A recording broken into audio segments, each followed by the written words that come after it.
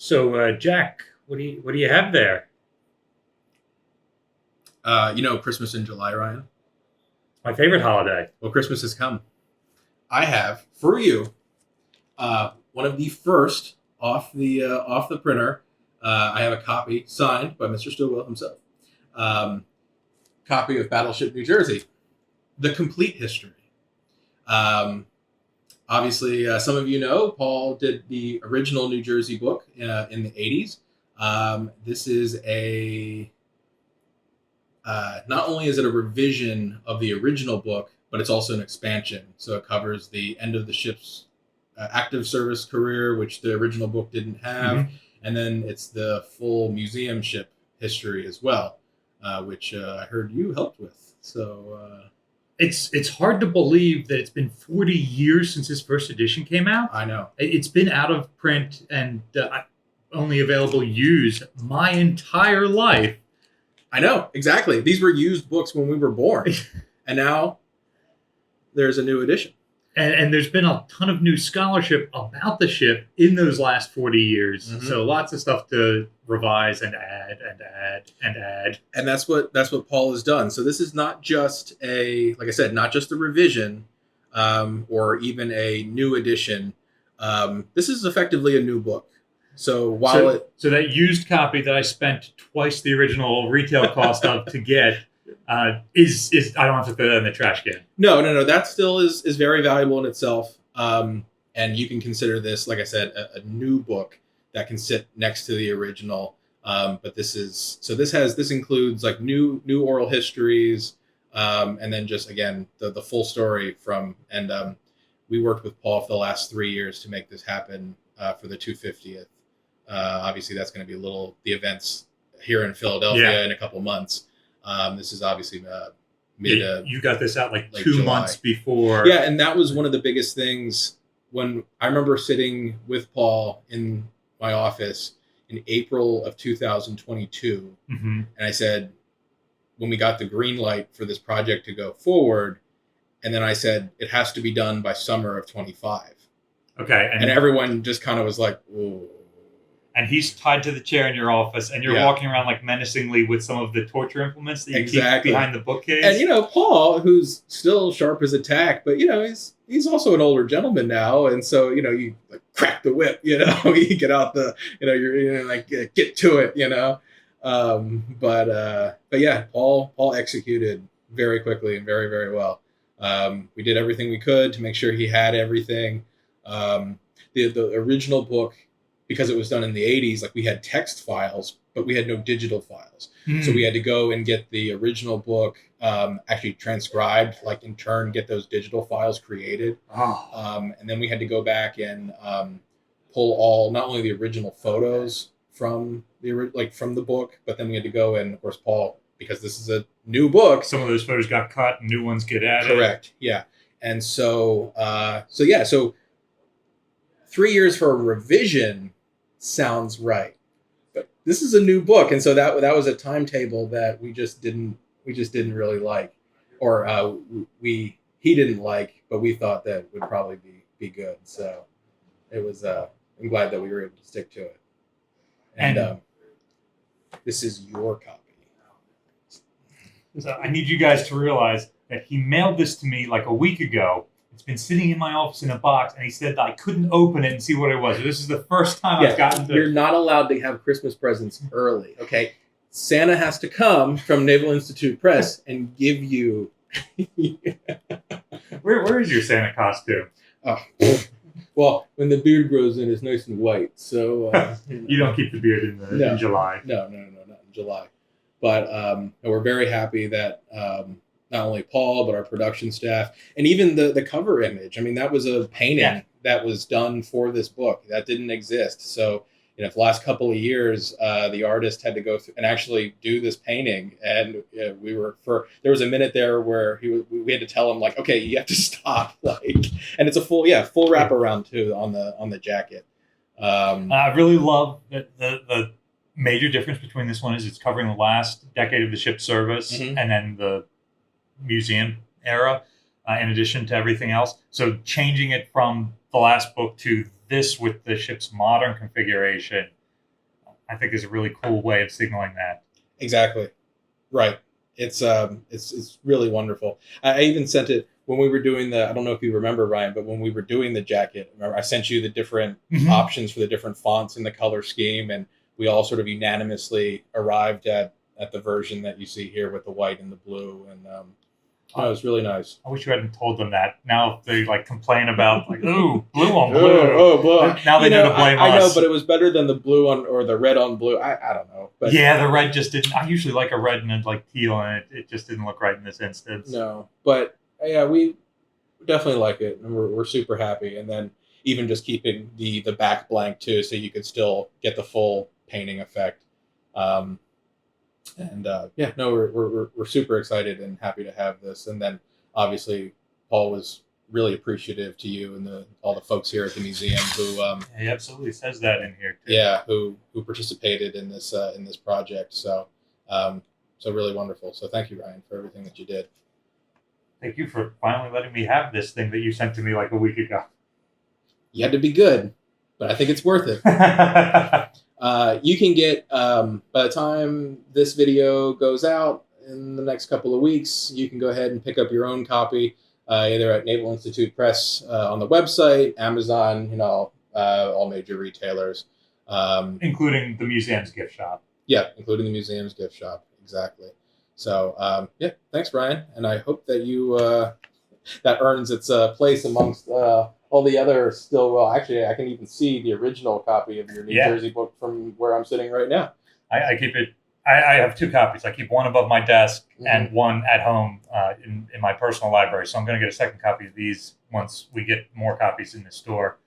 You said that this one was you got this right from the printers before it's even gone to the factory or the suppliers or retailers? Yeah. So the Battleship New Jersey, it was going to run a promotion on some signed copies. So just keep an eye out on Ryan's channel for that, for details on that. But yeah, so the books for that promotion, and then the two here, came right from, they were the first box from the printer.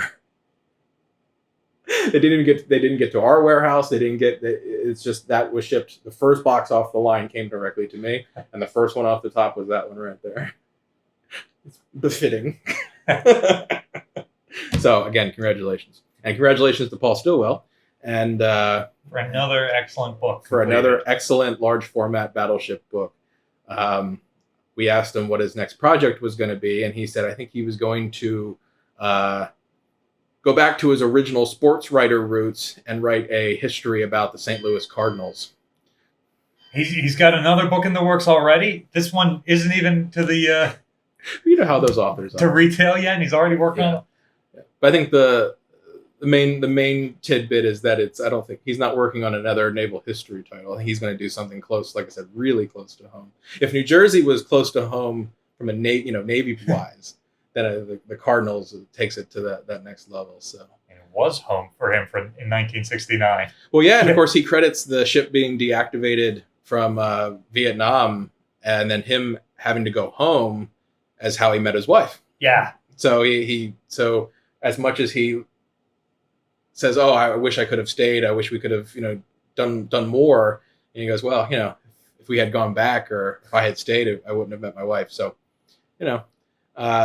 happy for Paul, happy for the ship, happy to finally have this project done and out of my inbox. It's amazing, how much goes into something like this. So especially when you're rushing it through on that shortened time frame. Yeah. Effectively, like I said, basically a complete rewrite with the expansion, full production process, 3 years. That's pretty good. So Paul moved mountains for sure. Same thing with the Naval Institute Press production department. So, and now the marketing department has to do its job. That's me. All right. Well, since we've talked to the ladies and gentlemen's ear off enough about New Jersey, which I guess we always do, should we bring up the actual episode? Which also, we're not just going to talk about the book all episode? Oh, we can talk about. Well, the episode topic for today includes an Iowa class battleship. Thank goodness. So it's it's in that same sort of realm. You want to do the intro, and then we'll get to the episode. Let's do the intro. Okay. How do you want to do it this time? How do we normally do it? Snap your fingers. Oh.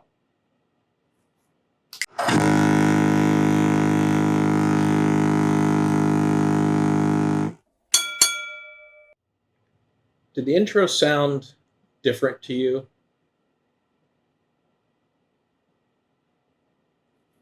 The one that just happened? Yeah, the one that just happened.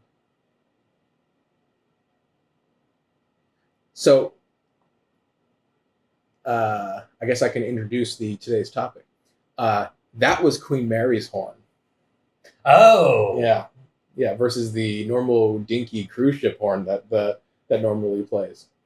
I'll have to get you a sound file of Battleship New Jersey's horn. We have blown it a couple times. So today, for this, when we filmed back in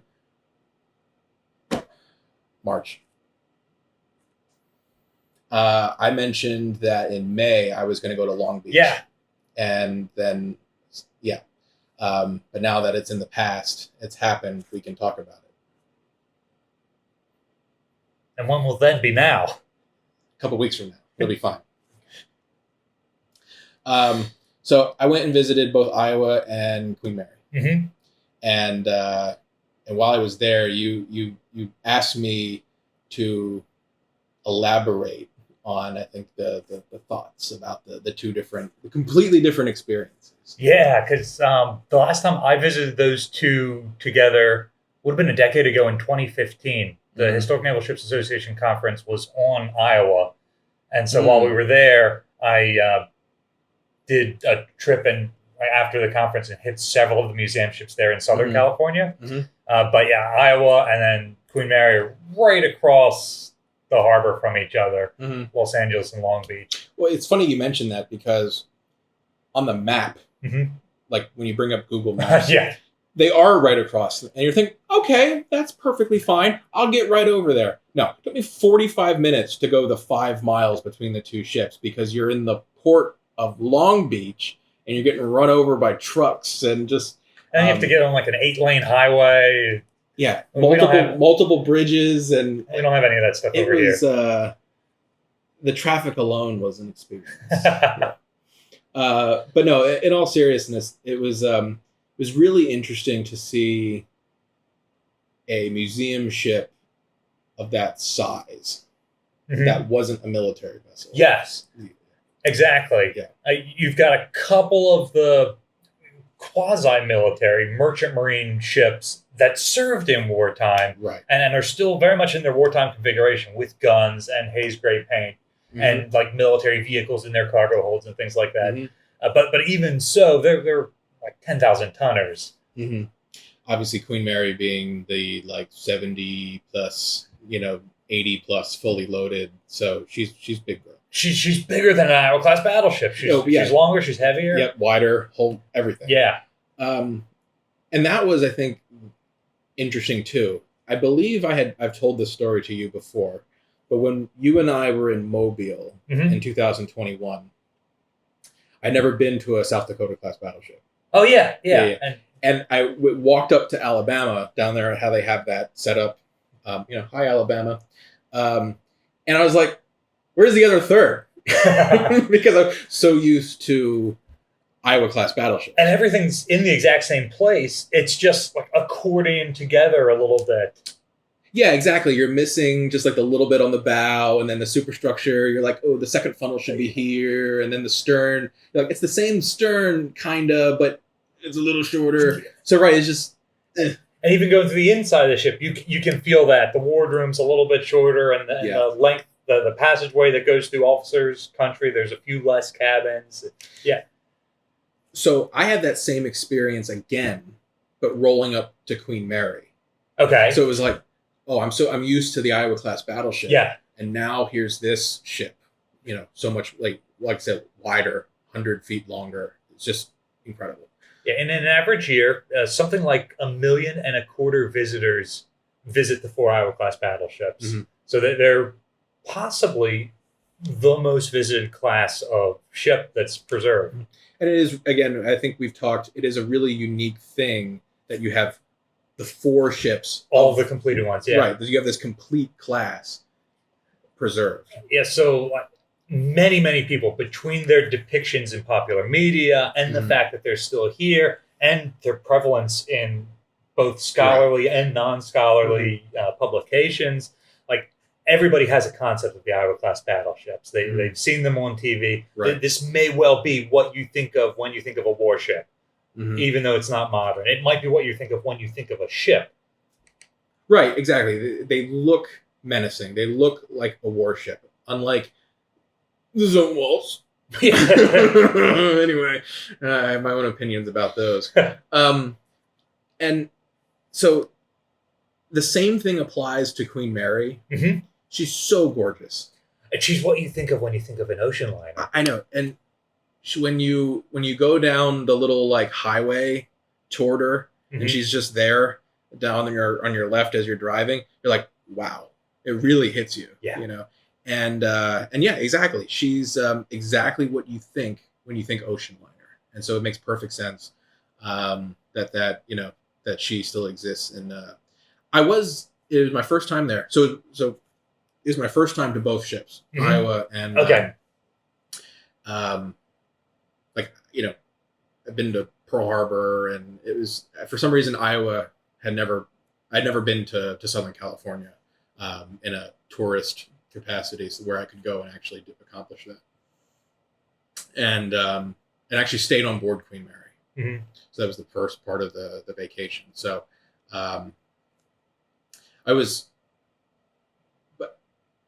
so pulling up to Queen Mary, the first immediate difference for me, again, someone is when you walk on the pier here. Obviously, Iowa class battleships are tall, you know, but not as tall as those ocean liners. In terms of the sheer number of decks. Yeah. The hull is relatively close to the water. Yes. Even with our slightly lighter displacement. And the superstructure comes to this tower that's kind of tall, but most of it is low and mean looking. It's not like Queen Mary where you walk up to and just this wall in front of you for 10 stories above you. Now, I'm going to just say this really quickly.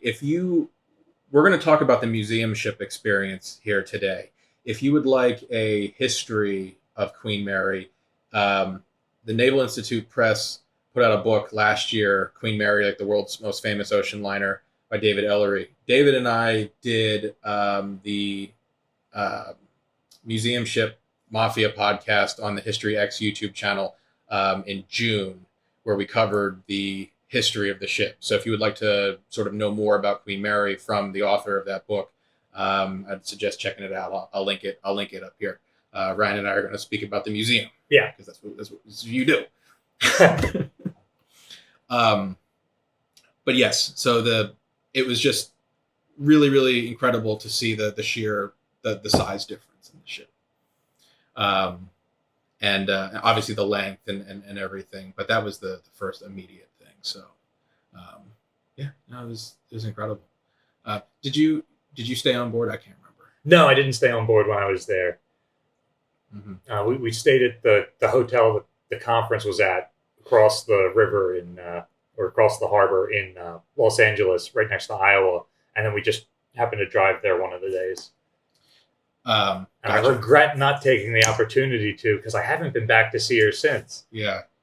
You know, I had that thought immediately, like if Queen Mary had hosted Hinsa. Oh, yeah. Because I'm sure they've got a conference space, and they've certainly got the accommodations. We always joke about, well, every year it seems like when Hinsa comes up, you and I, we were like, oh, like, is the hotel, are we doing it on board? You know, how close is the hosting hotel from the ship? Yada, yada. But then I was thinking to myself, I was like, Queen Mary is like all inclusive. You know, restaurants, the hotel, the actual conference space. The first class dining room is their biggest conference space. They have multiple and a lot of the other sort of in the second class dining room and stuff, but the first class dining room is their largest event space. I don't remember being able to get in there as part of the just tour route of the ship. No, I broke in. So they were having an event the day I showed up, Mm-hmm. and it was full of people, and it's on a deck that you're typically like not walking in and off of. You got to go down a couple of decks. Because apparently, I heard this said, but it's the single largest room on a ship ever. And maybe that's in period when compared to some of the monsters today, but like at the same time, I'd heard this in multiple places in Reddit where it was like the first class dining room on Queen Mary is, in terms of like sheer just cubic feet or whatever, is like the largest single room on a ship. Interesting. I wonder if you would count like the cargo hold of a large merchant ship or the hangar of an aircraft and again, carrier. I'm not. There are some extra words in there that right, and so again, I'm not really sure what do they mean ocean liner, non-cargo, like right, habitable space versus a cargo hold. Yeah, I don't know. Yeah, okay, it's freaking huge, and yeah. So the second day I was there, I was like, I have to see this dining room because there's a up on the ceiling on the one wall that's, I guess it's heading towards the bow. There's an electronic mural. Remember, this is the 30s, and so it tracks the ship.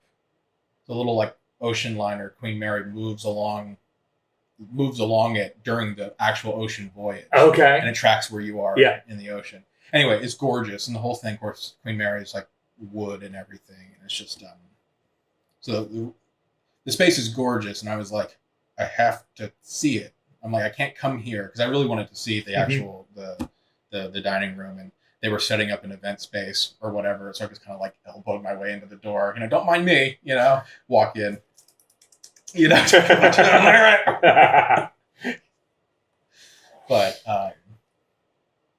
yeah, no, it was pretty incredible. It's probably for the best that you didn't say on live camera that you beat up one of the employees there and like put on their outfit and walked in like you belonged. Like, I would hate to see the police come after you for that. Yeah, everyone there was definitely, like, all the staff were incredibly nice, and again, as a functioning hotel, I think it goes beyond just the normal like ship staff that you would have here. It was definitely interesting, and they were all like, "Oh, she's an old girl. Like, be mindful that this isn't some brand new Marriott. She's got some peculiarities, and so it was a fun time. I remember when I went, it was mid-September, and of course, for the guided tours, walking in as a museum ship experience, it's much of the exterior part of the ship, the promenade decks and the boat decks and that sort of stuff. Yes. And it was so hot. So I was there in May, and the weather was gorgeous. I even had an employee stop and say, like, "Oh, you showed up today? Like 2 days ago, it was like 100 degrees." And it was just the best. It was perfect blue sky, like what you would expect for Southern California, which is good because I go to San Diego once a year in February, and it's always like mediocre. And I'm like, when am I going to get the Southern California experience I keep hearing about? Yeah, the day I went, it was definitely 100 degrees outside. So depending on where you were inside the ship. I will say that, at night, didn't even need the air conditioning. So the room, I just opened both portholes on the sort of the water side, and then you could see downtown Long Beach, and it was great, and it was a nice breeze, and so. But I couldn't imagine doing it July, August. The ship is air conditioned, but it's like a single central system, so it's not as good as like a modern hotel room where it's like, I'm really hot, let me crank this down to Arctic and I can survive the night. They do say, though, that if you need additional support, they can bring fans in or whatever. I couldn't imagine doing that. But yeah, it was really, and as a hotel guest too, as to your point, you get sort of free reign of the place. Right. You get access to the museum, your museum ticket, and your hotel room. Yeah, you can add additional like premium features, but for the most part, if you're a hotel guest, you can do the entire ship by yourself without having to spend anything additional, which was nice. The restaurants on board were good. The little cafes were good. All the gift shops were really nice. I was worried that the ship would seem dead. Like without 2,000 passengers on board, right? Because it's one thing for a military vessel like this, where the passageways are small, the ladders are small. Like you cram a bunch of people on here, and it almost feels. When we were like in Hidsa, with the live history day in Alabama, it was like shoulder to shoulder. And like COVID had just happened. You're shoulder to shoulder, stuffed into the. This was our first event after COVID. All the lockdowns and stuff were done. Yeah, and then it felt a little weird. You've got all the reenactors there, and of course, because it was their big reenacting event, you had a ton of extra visitors there, and all of us from the conference. So that seemed like a lot. I'm like, okay, and it was. There were a lot of people there. And I was worried that a ship that was designed to accommodate thousands and thousands and thousands, but in a way that made it feel kind of spaced out. If there was only like 100 people on board, it would just feel like a ghost town.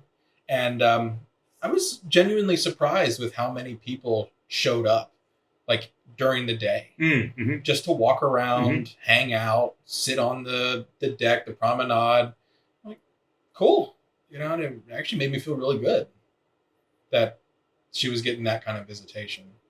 So, of course, given she was in the news during COVID about, was the museum going to be shut down? Work, they were going through a lot of maintenance stuff, and I think they had a former employee that had leveled some accusations about deferred work. Yeah. So no, it was good to see sort of alive and well.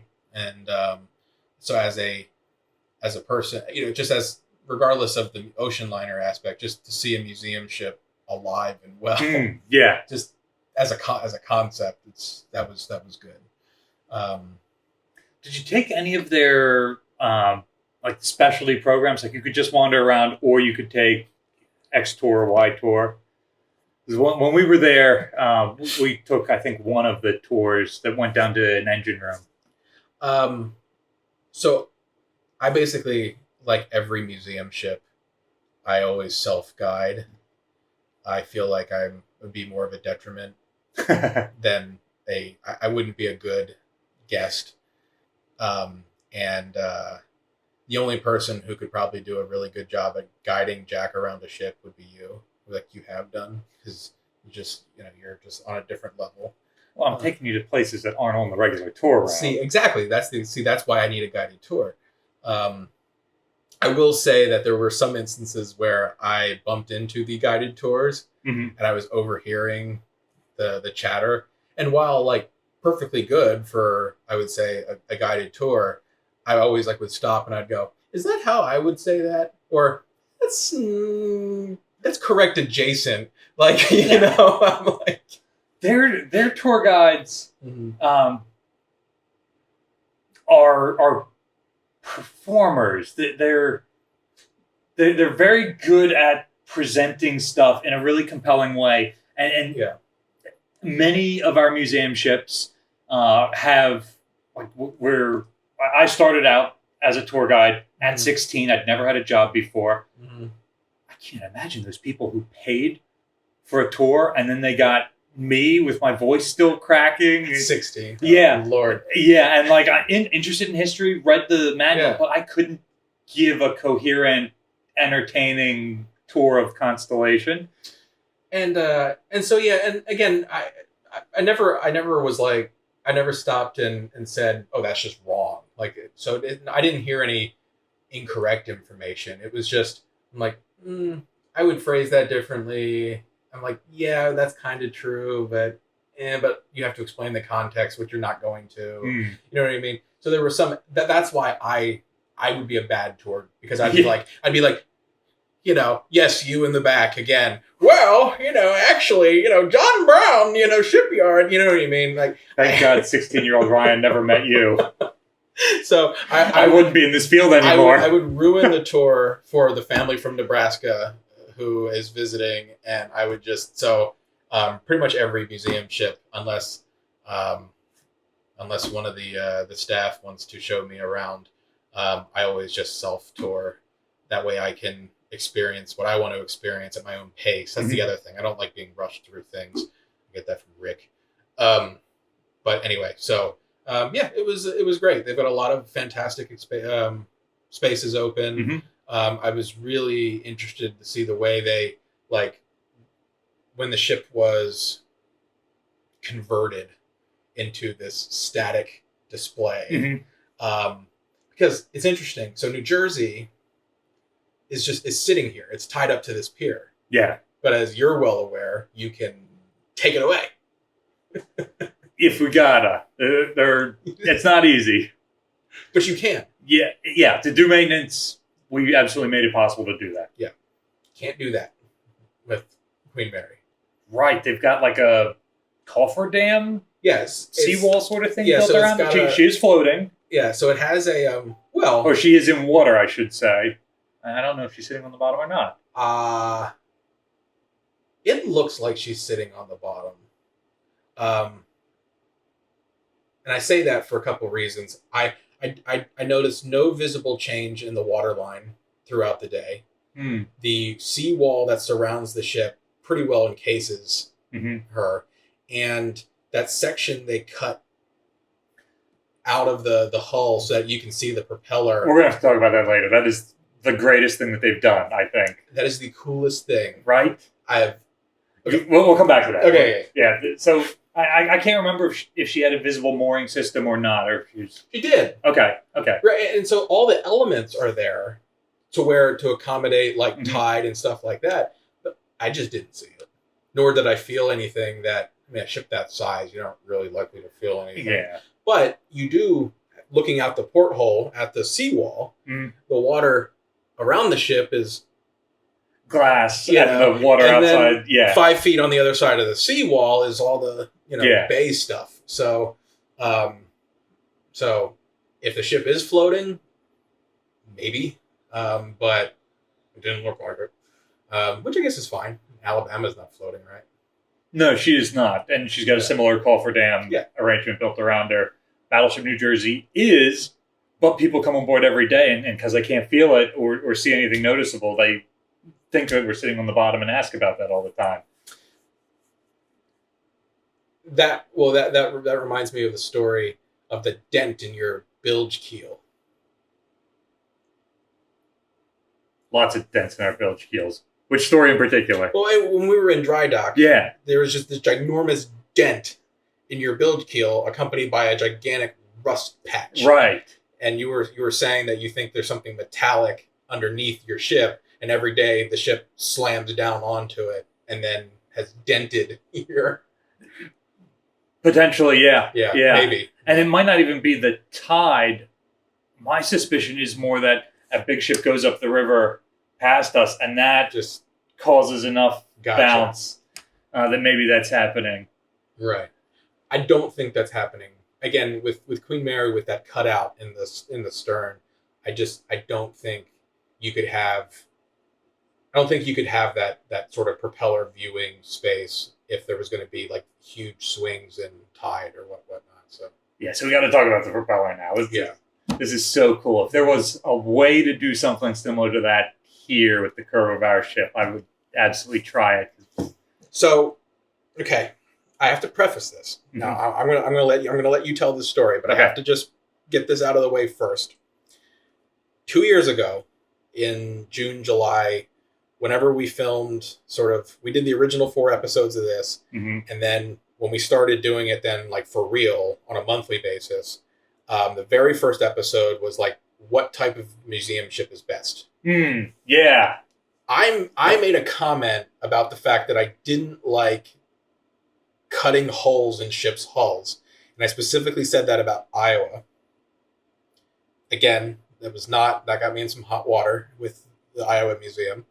That was not necessarily like slamming Iowa. That's just me as someone who didn't like cutting up the artifact. Like for me, that just makes things like, and even to the extent, like when you cut the hole here in Barbette 2, right, for that access point, even to me, that's like kind of cringe, but you kept the plate and it's right there. Yeah. And you said you did it in such a way to where it could be rewelded. Okay, anyway. Yeah, and there's no other way to get guests inside that gun turret because of the vertical ladders without cutting the door. So, yeah, I am mostly opposed to it, but if it has to happen and if it's going to benefit the public, then there's a way I'd like to see it done. And I do think that Queen Mary does it in such a way that benefits the public. Right. So in that podcast 2 years ago, I made a big stink about it.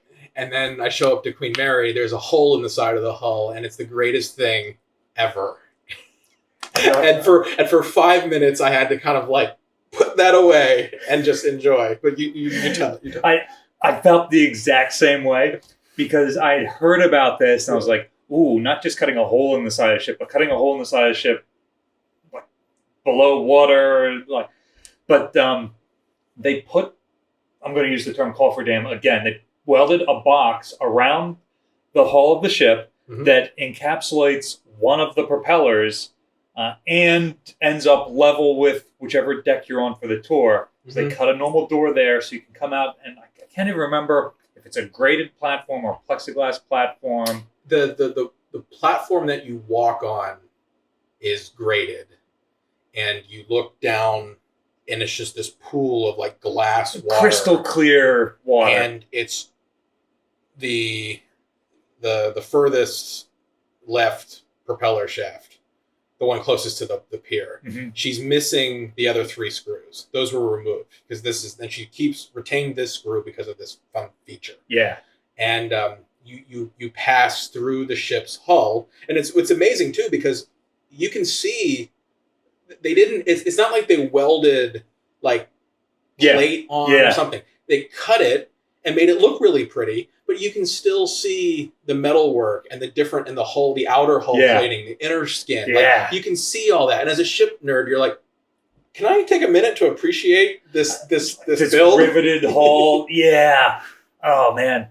And then being able to see the propeller and not just like, hey, we put the propeller in our parking lot or we put it on the stern of the ship. It's attached to the ship in its original spot. It's like being a scuba diver, except neither one of us are qualified to. Yeah, and they have it lit. Yeah, so that it's got light from the bottom. Yeah, so you can see it.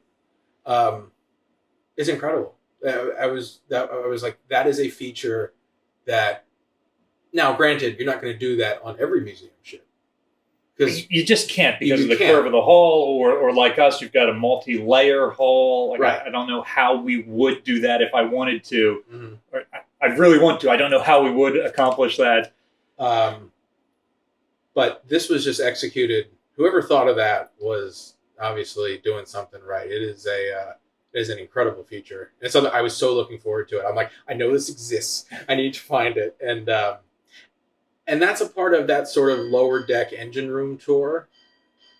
Is that's a whole experience in and of itself. They when the ship was originally open to the public, they had gutted one of the engine rooms and it became a aquarium, and all the fish died.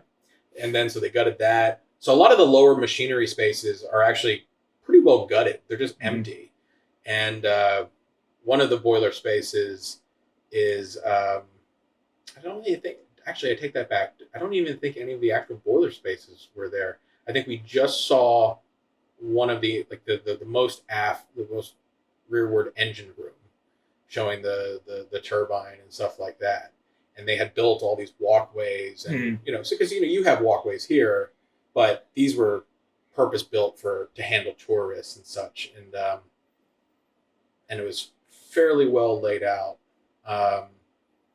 And then nowadays they have like the World War II Darkest Hour experience down there. So like all the movie sets from Darkest Hour, the movie, they were donated to the ship and set up in this space. So you walk through this like London World War II like Churchill experience, because obviously Churchill spent a lot of time on Queen Mary going across the Atlantic to meet up with Roosevelt, but that's like part of their World War II experience. I don't believe that was an option when I went a decade ago. No, that was no. That would have been in the last decade for sure. They have a minifigure scale Lego Queen Mary model down there too. So that's roughly like 1/3 1/35th scale. Yeah. There's pictures appearing on the screen because I took a lot. We can do better than that. We can do better. I don't know. It was. We're gonna have to do it on the battleship. My garage doesn't have room for that. Yeah. Yeah. Exactly. This is a drill. Ammunition transfer. Ammunition transfer. Transfer of ammunition commences at 1400 hours. Smoking lamp is out throughout the ship. All designated personnel man your ammunition transfer quarters. Receive ammunition forward. Stand clear forward of frame 100. After frame 137. Ammunition transfer drill. What do you do? So normally, when the speaker comes on, the post-production stuff makes it so that you can't. So like I pause, but the people actually can't hear the actual speaker. So ammunition transfer drill. Yeah, it's definitely just a drill, and there weren't aliens spotted off of Dover that we have to go deal with. Oh, okay, that makes perfect sense. Okay. Where was I? Oh yeah. And yeah, so the engine room and lower deck, sort of the history, the World War II portion is all in that lower deck space, and yeah, wonderful. And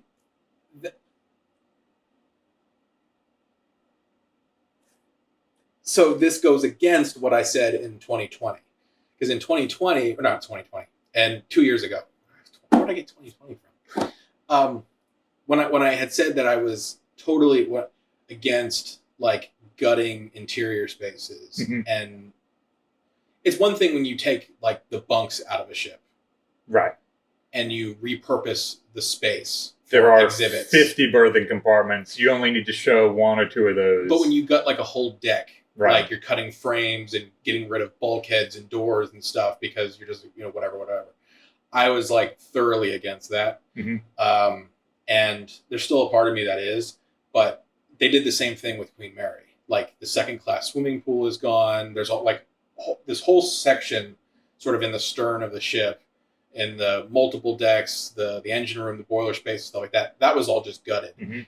And it's used, the space is used for this brilliant exhibit space. But here's the asterisk that I'm going to put on this. It's an ocean liner. Like, it's the way that the public, the public has always interacted with it in different ways over the years of service, and so it's changing. A warship is a warship. And so the crews swap off, but it always stays the same, versus the ship appealing to the different masses over the decades that it was in service. And so I'm still like on the fence about like gutting decks on warships versus gutting. I'm still a little like, I don't like cutting holes in ships and getting rid of original steel and all this kind of stuff. But after seeing Queen Mary, I definitely get the value. Yeah, there are some museum ships that have cut out watertight doors. A watertight door is 26 inches, and there's usually a 6-inch lip that you have to step over, which creates accessibility issues. We have not done that on New Jersey, but it really limits where people with different abilities are able to get on the ship. At the end of the day, I love this ship, and I want as many people as possible to be able to experience as much of her as possible. So I'm on both sides of that fence. I both want to keep the ship original and want to make it so that people can go through. And if that means widening a door and getting rid of the knee knocker so that you can fit a wheelchair through, or a walker, or you can fit two people next to each other helping, then maybe it is worth doing stuff like that in parts of the ship. And especially a ship like Queen Mary that's been out of service since like 68 or whatever. So now you've been a exhibit, a museum, a destination much longer than you've been an ocean liner, a war hero, whatever. Whereas like something like the Iowa class battleships, all being pulled out of mothballs, in the last 20 years or so. And then, so you haven't had the time to catch up, let's just say. Here's something I want to compare and contrast between an Iowa-class battleship museum and Queen Mary. Mm-hmm. For us Iowa museums, we all get the ship in her 1980s configuration. Mm-hmm. So with the exception of a small number of compartments that have been backdated, we display the ships as if it was approximately 1990, the extreme late 80s, the early 90s, Mm-hmm. when these ships did their last deployments. Mm-hmm. And that's how we got the ship. That's what all the fabric is on the ship. Mm-hmm. So that kind of makes sense. Queen Mary, on the other hand, they do a really good job of... there's some sections that look like she did in wartime, and there's some sections that look like this is what the spaces look like when she was first commissioned in the late 30s. And then there are some spaces that are, and this is how she looked later on in her career. So you get that whole overview of her career, which in many ways counts her museum era as a historic period. Mm-hmm. And there's some stuff that talks about the different operators that have operated her as a museum ship in addition to her time as a canard liner.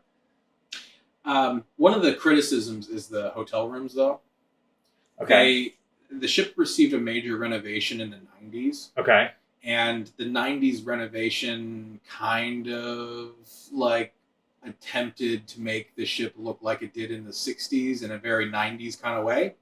And then they haven't really done anything since. Okay. And, you know, again, operating a museum ship is, or any historic anything, is always hard because there's always going to be someone who goes, I need the ship to look like it did in the 30s. You know what I mean? And you're like, okay, well, it only operated in the 30s for a couple of years. And then, I don't know, World War II broke out, you know. And all of that original stuff gets taken off the ship because she continues to be used.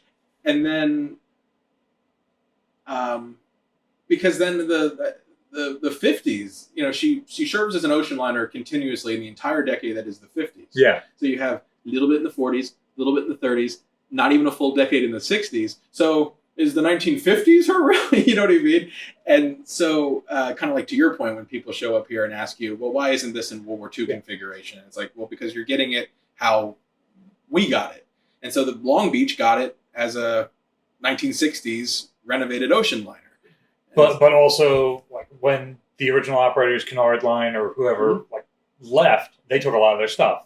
Yeah. And so she wasn't complete and intact. Right. They haven't done a really great job at preserving, like, the wood interior and a lot of the brass. Such gorgeous and all the, like, work. Art Deco features that I think really do stand out from the 30s when she was built. It is really incredible to see that much wood, though. On a ship. Like, you know, in the process of writing about the United States, and Gibbs is like, no wood, you know, then you go and visit Queen Mary, it's just wood everywhere. Just go. Yes. Thing goes up because everything is wood, and then everything's covered in brass polish.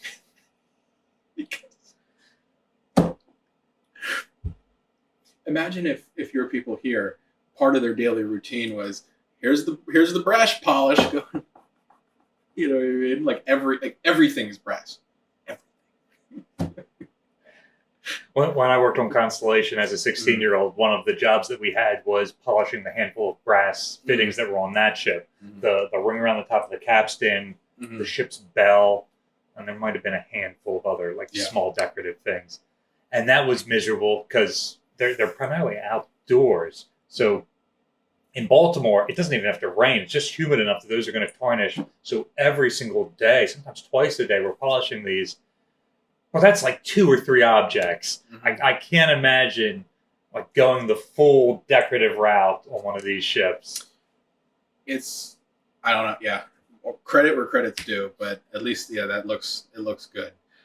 The other thing that you get on Queen Mary that I have not experienced on this was the passageways that run for the hotel. Yeah. The hotel like rooms. fore aft passageways. To stand there, look forward and aft, and see the bow. Yeah. You can see it kind of from the outside. Yeah. You can see it, the shape of the ship. But then usually, like, even when you get on board, like even here, I go outside and you look down the hallway and it looks straight and flat to me. I don't know. But then to look down hundreds of feet and see the noticeable swing in the hallway. That was an incredible thing. That this is perspective that was just.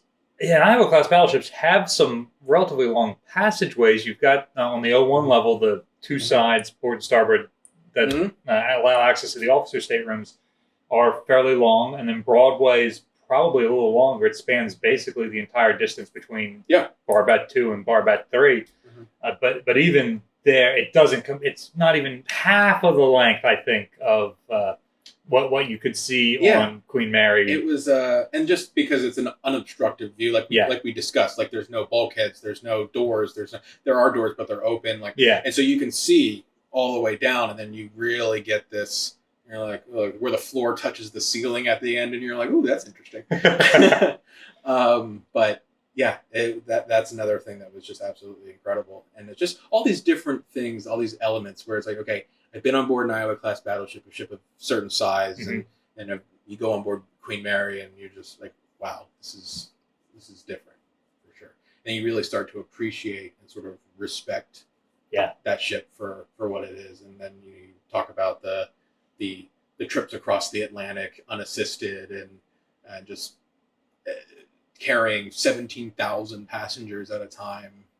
That main that first class dining room that I was telling you about, it basically turned that into a 24-hour day cafeteria, and so it was just permanently open, and so you always had guys either on deck trying not to die from heat, guys inside attempting to sleep, because you're hot bunking. It's just one guy goes and then people just constantly in this constant 5-day flow of this circle of people inside, outside the ship, just trying to survive shoulder to shoulder so that I can go to Europe and get shot at by Germans. Want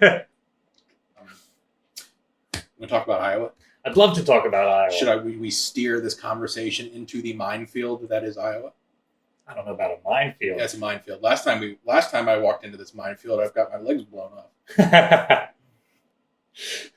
Well, then you'll like that it's wheelchair accessible. Okay, yeah, exactly. Oh, man.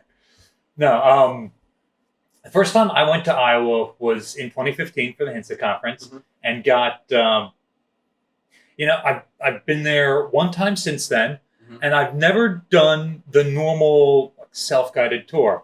When I was there with the HINSA conference, I got to meet some of my counterparts there, and they showed me around the ship and basically tell me where you want to go. I'll get you there, and we'll talk about the history of it, like some of the work that we've been doing, that sort of stuff. So great experience then. Was it 2022 that HINSA was in Hawaii? Yeah. So on the way back from seeing Missouri, we had a 12-hour layover in Los Angeles. Gross. We kind of intentionally scheduled it that way. So we landed at 6 a.m, jumped in a car, Uber. Only you could do that. Went over to the battleship. My nightmare. Spent 4 hours on the battleship, and then jumped back in another Uber, got back to the airport, and flew out again. Worth it. Got to see 3 Iowa class battleships in a 24-hour span. But should be a record. Should be the cannonball of Iowa class battleships. Where you fly. So you start off at Pearl Harbor in Missouri, hop on a plane, go to LA, fly to Dulles, then quickly drive fly down 95 to Norfolk, and then fly back, and then fly from Norfolk to Philadelphia to end, so someone can time me. All 4 Iowa class battleships in less than 24 hours. How much donation money would it take for us to be able to try this? Let's do it. Link below. Yeah. Anyway, at that time I was in charge of HINSA, so I was pretty busy at the HINSA conference on Missouri, and just wasn't quite there. So talking to Mike Getcher on Iowa, and said, hey, I'm going to be here on this date to see the ship. I'm going to be landing real early, and fantastically magnanimous. I'm going to be sleeping on board for that period of time. I'll be able to open the door for you whenever you get here. Just call my cell phone. Okay. So that's why we were able to like land at 6 a.m., get there well before they open the doors to Yeah. the public. And then Mike showed us around. I was so out of it, I gave him the wrong date. So he was there the day before, and I was like on the plane doing something else, and I couldn't answer emails when he was like, "Hey, Ryan, I thought you were supposed to be here. Where are you?" So I showed up the next day, and he was still there. He still gave us the full treatment, like really fantastic.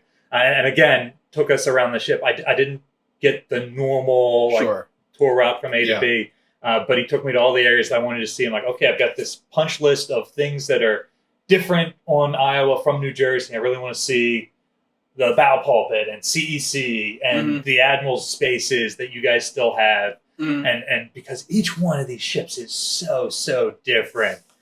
And they were good enough to introduce me to some of their volunteers and some of their staff. It was cool to see the work that they were doing. So just fantastic time. So I will be interested in hearing what you thought the regular self-guided tour was like versus me getting very much behind the scenes. This space is on the tour out, but this space isn't. This is something that we're currently working on. Really great experience. And it was fantastic seeing her in 2015 and seeing her nearly a decade later. Just all of the work that they had done. Because in 15, I mean, you're not that far removed from mothballs. Wasn't it like 12 or 11 or not? Yeah, it was like 3 years since they'd opened as a museum. So to think, okay, and then a decade later, and it's largely the same team that's still intact. It's certainly the senior staff, but even a lot of those folks down below. We should explain that to the ladies and gentlemen about the different times these come out. Yeah. Okay. So 1999, the Navy decides that they're going to get rid of 2 of.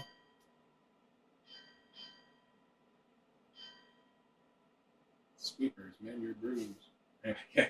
1999, the Navy decides that they're going to get rid of 2 of the Iowa-class battleships. I guess I should back that up. 1989, Iowa's taken out of service. They're planning on taking 1 out of service each year. 1990, New Jersey starts the decommissioning process. The Gulf War starts, so they halt it, and she ends up not being decommissioned until a couple months into 91. Wisconsin goes over to the Gulf War, does her thing, comes back and is decommissioned around the end of 91, more or less on schedule. And then Missouri was actually going to be rushed and finished in 91, but they kept her around for the 50th anniversary of the attack on Pearl Harbor. So as an active ship, she sails over to that makes sense, Pearl Harbor, participates in the ceremony with everybody on board, and then she comes home to be decommissioned. And that homecoming voyage is portrayed in the documentary Under Siege. Or as I like to call it, the average day in a Navy cook's life.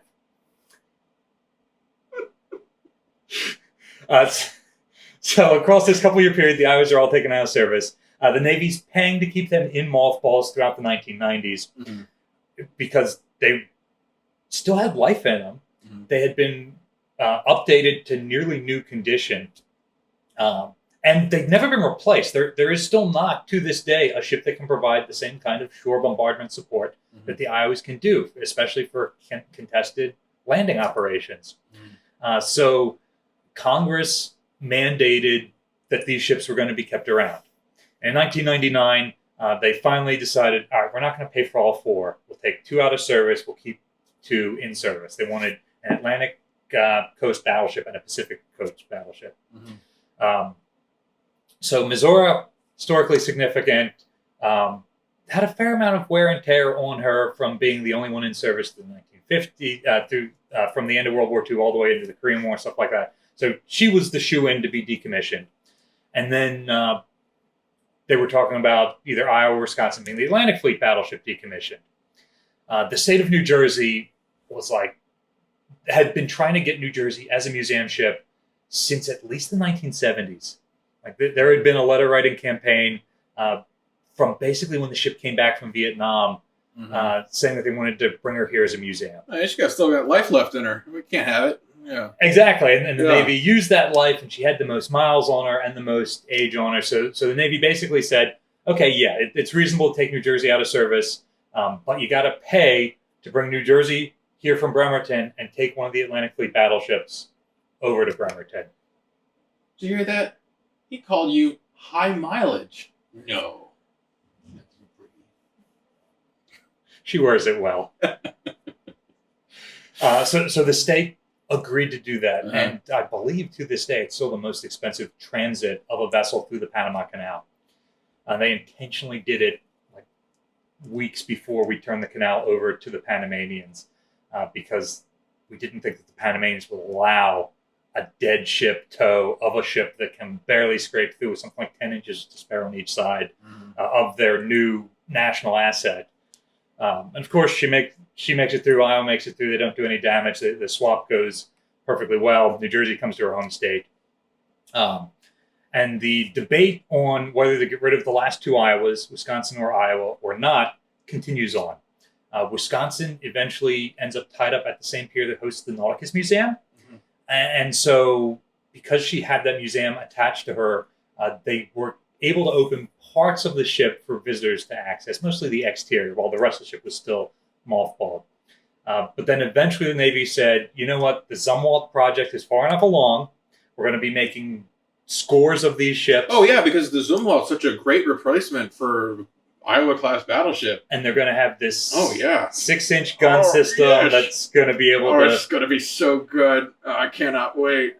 So finally, around 2012, they look at it and they're like, okay, these ships are pretty old. Their powder, their propellant is mostly deteriorated now. Their shells are all 1940s vintage. Yeah. So they finally get rid of them. Wisconsin, they're basically able to just open the door because she's already sitting there. And so Iowa is really the last Iowa to be fully decommissioned and brought out of mothballs. An organization needs to step up and take her over, which the Pacific Battleship Center does. Yes. That organization has to deal with California not being the best state for military museums. Not being the best state for anything. In the last round of filming, I was already canceled in California, so what do I care? And also, Iowa was an Atlantic Fleet battleship. Yeah. Her former crew, her support base is all over here on the East Coast. So they also had to contend with, they're nowhere near her home state. They're nowhere near her home port. And so they had a significant number of challenges. And then the EPA steps in. And like they do. The requirements for air quality and things like that on these museum ships, hazardous waste removal, has gone up steadily over time. So if you look at some of the earliest museum ships that are open in the 40s, the 50s, even into the 70s, very few requirements. And you get to us in the 2000, 2001 time period, and we've got certain requirements that we have to get spaces tested before we can open them to the public, and we have to do certain remediation. And then you get to Iowa and Wisconsin, and theirs is the strictest. It's the worst. A huge order of magnitude stricter for the preservation of those ships. And so they're probably safer for my counterparts who spend every day on board. Arguably, it might be unnecessary for the average guest who comes on board, spends 90 minutes there, and then... Yeah. I was going to say, so if you don't want to die, don't visit North Carolina. Is that what you're saying? As the entire audience, everyone in the world has been to North Carolina? No. Sorry, Rick.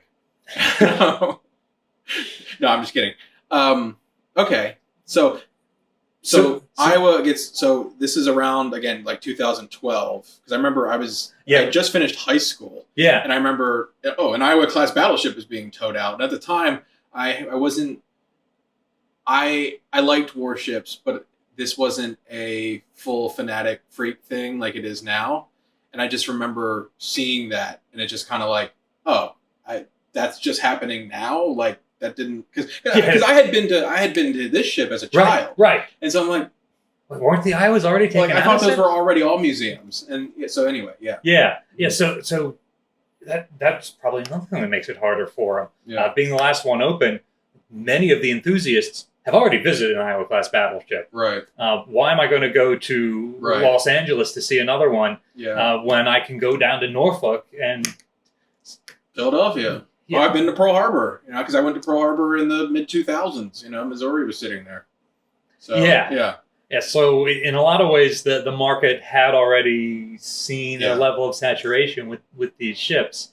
So they had to create their own market there with a local populace that wasn't as interested in them initially as, say, a group in New Jersey was interested to get USS New Jersey brought here, or even a group in Pearl Harbor or Norfolk, major Navy towns, were interested in getting a ship there.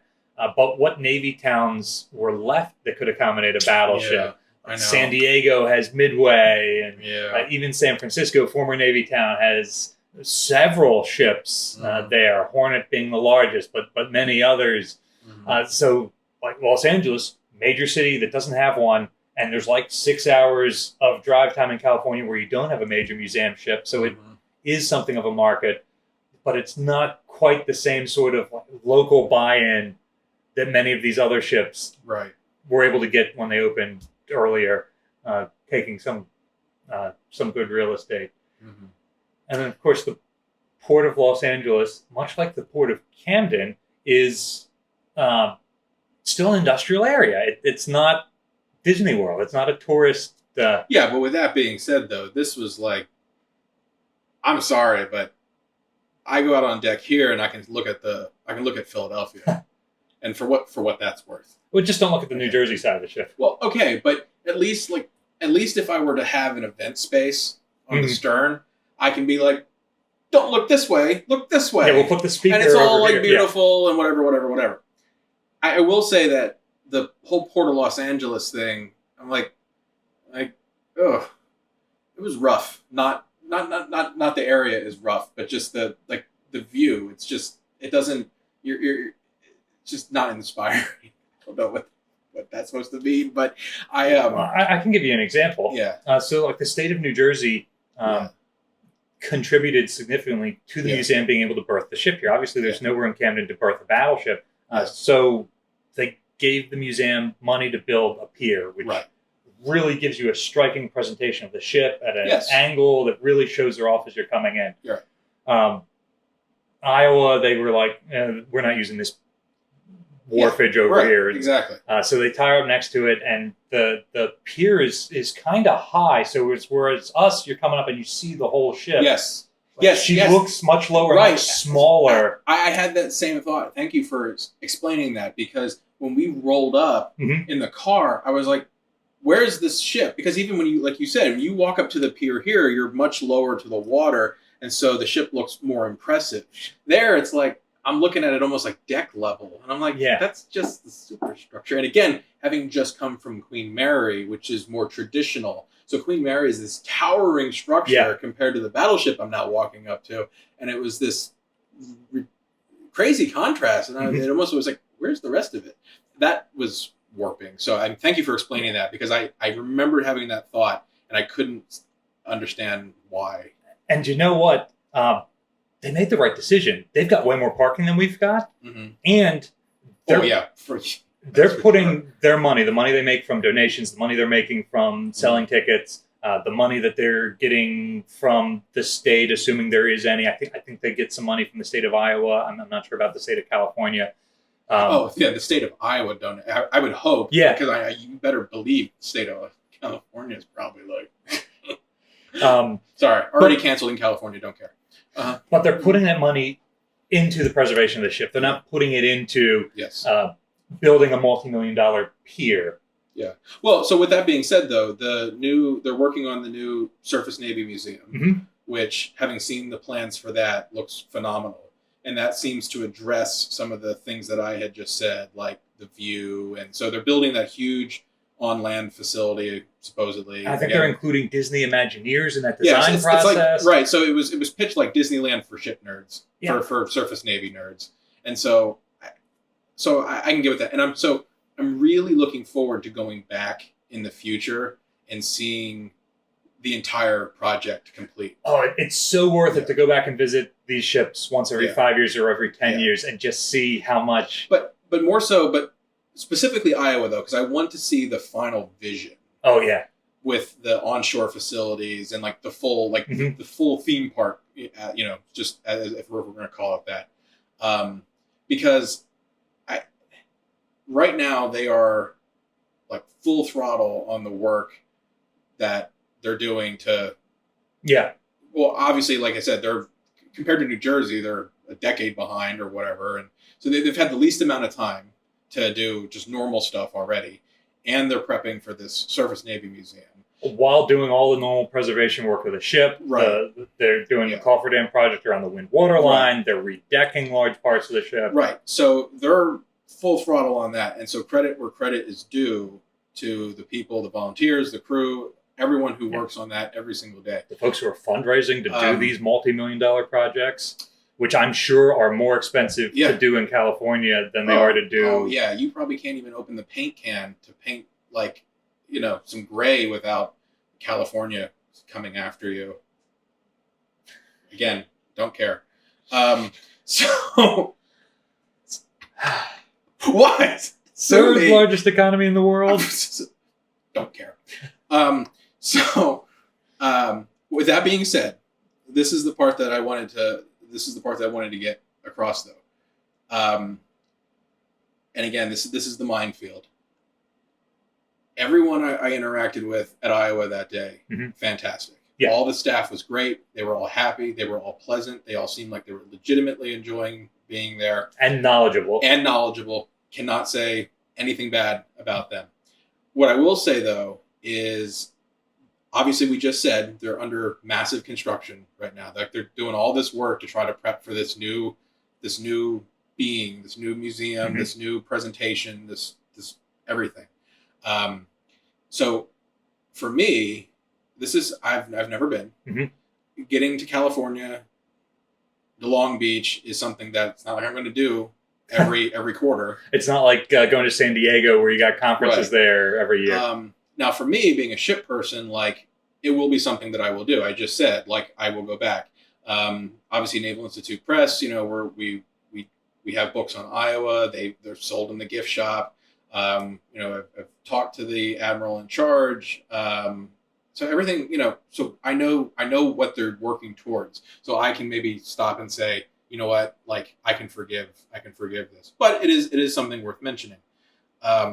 Because the family that shows up from Iowa, maybe this is like your one and only vacation to California, because $80 to Uber 5 miles is maybe not something that you can afford. Okay. Being serious. Like, yeah, I don't remember what our Uber bill was. I will say, so our trip to Iowa, we go straight from the airport to the ship and then back. And our Uber driver on the way back, a man whose name is Carlos. I remember this, 3-4 years later, because it was such a memorable Uber ride. We're driving back to the airport and he's like, wait, all you've done in California is that? You're about to get on a plane, you haven't had any lunch yet?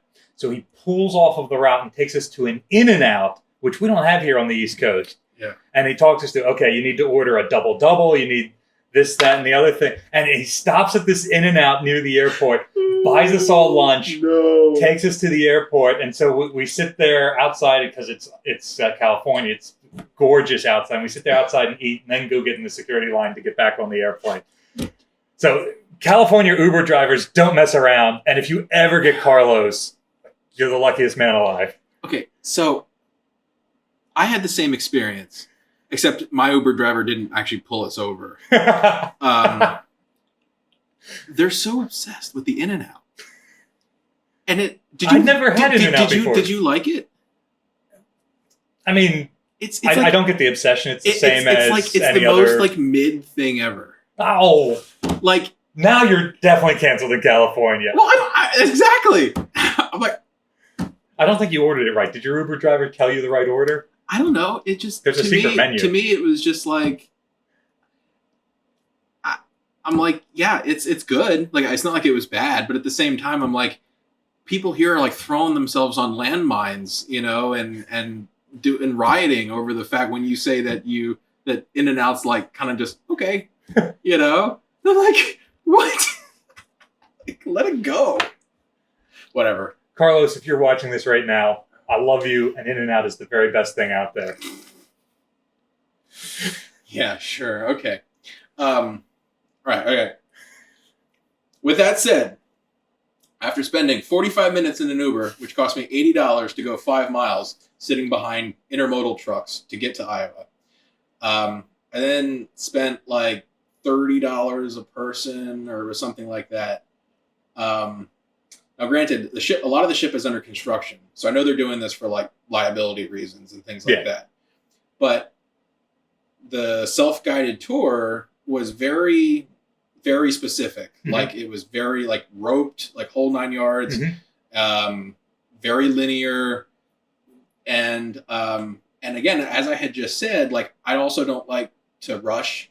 Mm-hmm. I like to take my time with things, and I really dragged myself like to slow down with the understanding that I was like, this would be like this is my first time, and also I wouldn't probably be back for like maybe 5, 6, 7, 8 years or whatever.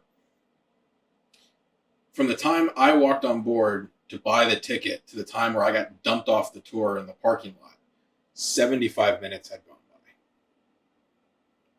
And I just I can spend 3 hours walking around this ship without even trying. I have multiple times.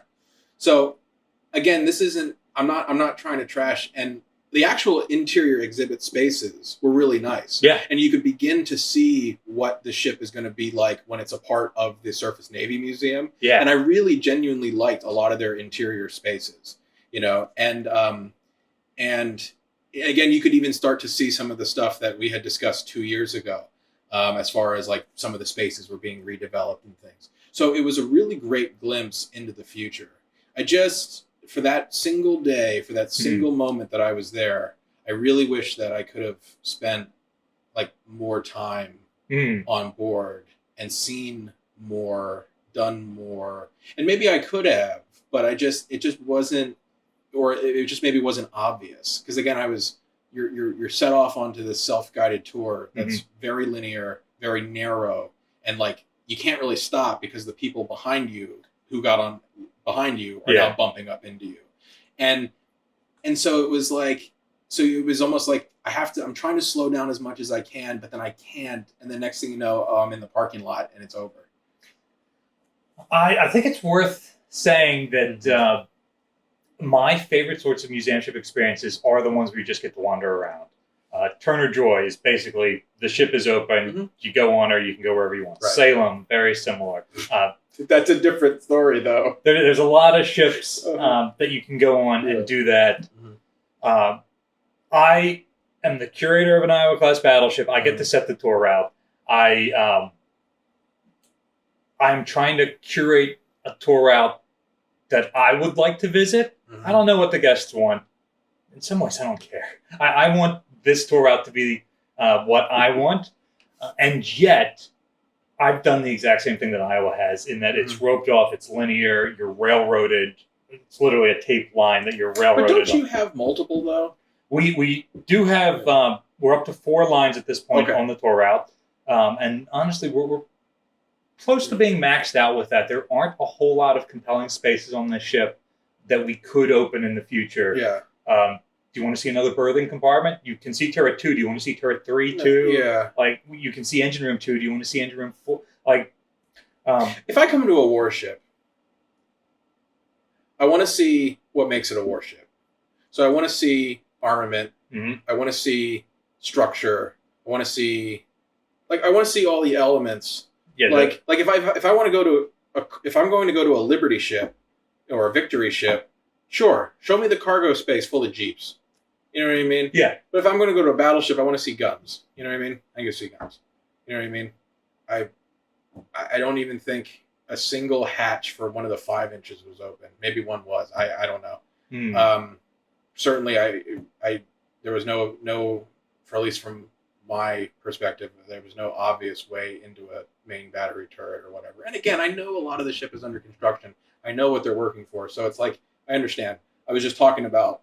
I just want to provide just a little bit of perspective from perhaps an average person who showed up on a day and maybe they don't get to go back. You know what I mean? And so, you spend $30 a person. If you're a family of 4, you spend $120. So you can spend an hour walking through some interesting things that I saw on New Jersey, Missouri. You know what I mean? And I'm sorry, the sort of more generic spaces. Like I like show me what makes a battleship special. Makes a battleship special, but what makes Iowa special? And like you mentioned, like some of the admiral spaces, and so like what I mean, some of these more specific things, like what is it? Roosevelt's bathtub, right? Yeah. You know what I mean? So again, there's things, and maybe that will come, but I just that was just the one thing that I did want to share was, showing up kind of like unannounced, average Joe, like I could be any other family, you know what I mean? And I kind of walked away thinking to myself, like, ugh. I do think it perfectly illustrates why you can't. All right, I've got my checklist. These are all the museum ships. No, you have to go back. And I'm going to go visit. Exactly. Yeah. You've got to go when they're relatively new and get a baseline. And then you've got to go 5 or 10 or 30 years later and see them again and just see how far they've come in that time. Yeah. And I really can't stress this enough. Like, it's not a reflection of the people who work there, the quality of the museum, what it's going to be, things like that. Please, no more nasty emails. Okay. But yeah, that was the only thing was just kind of like that just seemed really fast. Just again because I can usually tour this ship on my own in 3 hours. So 75 minutes, 3 hours. Even the Air and Space Museum, like at Dulles, that I've been to 2 times a year for the last 20 years. I can still spend 3 hours walking around that. You know what I mean? Mm-hmm. So that's the 3 hours is usually what I like to get out of a self-guided large museum experience. Yeah, I didn't get that. So again, for me personally, it was like, ooh, but obviously have to go back. So yeah, definitely worth going back. Yeah, and the thing is, I'm excited to go back. Yeah, I know what's coming. Yeah, you know what I mean. So unlike New Jersey here, where it's like, okay, well, in a few years you'll still be floating here, and you'll finish this and you'll do this project, and so it's fun to see like the stuff. But like for them, you go back in a few years, and then it's like the whole ship is like Disneyland now, and so that's a little bit more. That's a dramatic transformation that not a lot of ships get to do. I think you're right. If you come back here in 5 years, there'll be some new stuff open, but it'll still be a pretty similar experience. You go back there in 5 years, and it'll be a completely different museum. So anyway, looking forward to it. That's all. So, Iowa, Long Beach, large museum ships, Iowa, Queen Mary, definitely worth. And I think doing the two together, like staying on board Queen Mary and then being already down there, so you can then just transfer, like you can go down the street to Iowa. I think that was a good way of doing that as well. So when I was there in 2015, we went on. We did the conference. It was on Iowa, and then we went on a bit of a road trip. We hit Queen Mary and visited her. Then we started driving south, and Wild Goose was John Wayne's personal yacht. She had been a World War II minesweeper. So we stopped and visited that vessel, which not a traditional museum ship, but still a historic ship that you can get on. And then we kept going south, and we hit the San Diego Maritime Museum and the aircraft carrier Midway. So within a weekend road trip distance, the state of California has all of these maritime museums. Yeah, from San Francisco to LA to San Diego, there is this. You open the range up another couple of hours and throw in the wider San Francisco area. The state of California has a tremendous number of museum ships. If your only thing in life is museum ships, you could fly to California and easily spend a week or more just doing a different ship every single day. Isn't that the life? I have to go eat that ass In-N-Out burger. And you could eat nothing but In-N-Out burger the whole time you're there.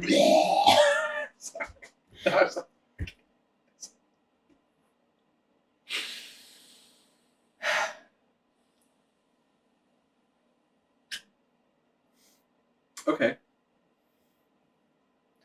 Don't eat in that when you're in San Francisco. There's that what's the name of the place where you can get the soup in a chunk of bread? Panera. I'm gonna throw this at you. Oh, sorry, that will hurt too. Okay, so before you turn violent, would you like to park this episode here, as we've talked well beyond the allotted time limit? Yeah. So I've got a question for our viewers. California is one museum ship mecca. What are some other places where you can go that have several museum ships all within easy driving distance you could make a weekend or a full week of? Let us know in the comment section down below. And we might do a video in the future where we talk about some of our favorite museum ship meccas. Yeah, I think that's something that we can definitely touch on again. There's quite a few, actually. Yeah. And they do seem to cluster in areas. And it's amazing. They don't compete with each other. In some ways, they complement each other. Compliment, yes. And I guess, and I'm glad that we have that sort of variation. But yeah, please do let us know in the comments below. And also, let us know your opinion on In-N-Out. If you're a Californian and it's just the greatest thing in the world, let us know how bad my tastes are. Thank you, Ryan. New Jersey's book. It's in the Stillwell link below. Pick that up, too. Thanks, everyone. Thanks, Ryan.